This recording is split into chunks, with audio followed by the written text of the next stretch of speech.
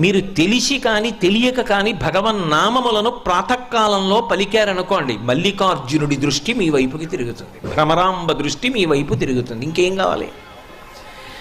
అది సాధారణ ప్రయోజనం.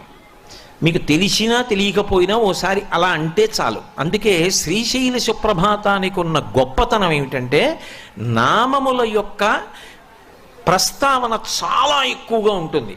ప్రకృతి సంబంధమైనటువంటి విశేషములు ఇంచుమించు లేవనే చెప్పవలసి ఉంటుంది. అందువలన అందులో మీరు ఏ ఒక్క పాదం పలికినా, ఒక నామం పలికిన, ఒక శ్లోకం పలికిన అది కాపాడి తీరుతుంది. అందున ప్రభాతకాలం బ్రాహ్మీ ముహూర్తం కాబట్టి. అందుకే శంభో సురేంద్రనుత శంకర శూలపాణి చంద్రావతంశ శివ శర్వ పినాకపాణి గంగాధర క్రతుపతే గరుడధ్వజాప్త శ్రీమల్లికార్జున